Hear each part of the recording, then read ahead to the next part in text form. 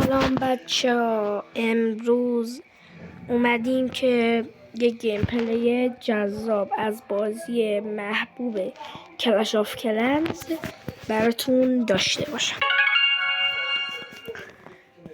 حالا من که اومدم توی بازی، من این اکانتمه که تانهال 8 و تقریبا حالا مونده یکمی ولی دیگه تقریبا دارم مکس میشم که برم تانهال 9.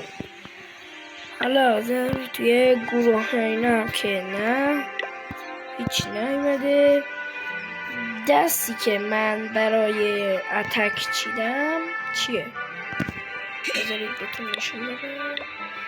5 تا دراگون آتیشی و 4 تا پکا. حالا من بریم یه اتک بدیم. 3 تا کاری الان من فعلا دارن کار میکنن تا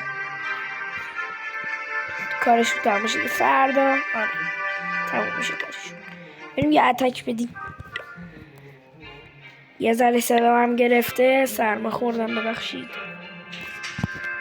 خب این واقعا اتک خوبیه، راحت میتونم بزنمش. فقط من این با 5 تا ملیتر کنم دیگه. از این قسمت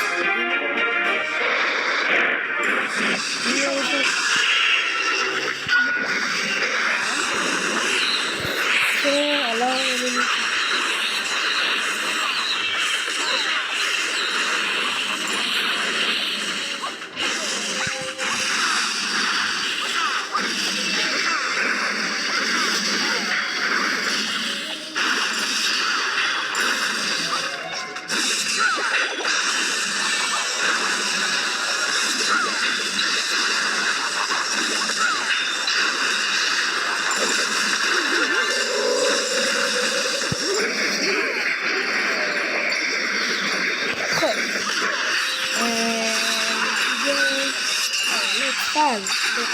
لطفاً لایک و ساب بکنید. من تاج میکنم یا یوتیوبم جوان کنی کردم میکنم باید شم و بیشتر ویدیو براتون بذارم. این هم دیگه تقریبا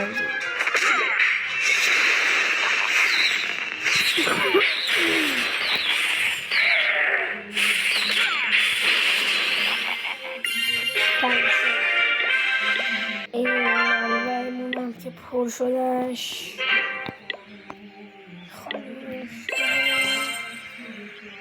به پول خیلی زیاد نیازه.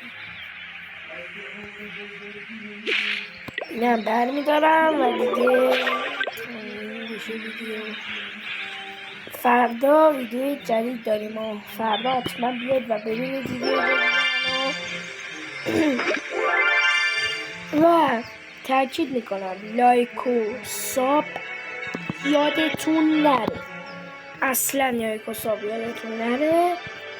و تا ویدیو بعدی خدا حافظ. وایسا بچه ها، به نظرتون اکانتم خوبه؟ به نظر اگه خوبه کامنت بذارید، اگه بدم بازم تو کامنت ها بگید که چجوری خوبش کنم، چون من تازه شروع کردم زیاد بلد نیستم. خدا حافظ.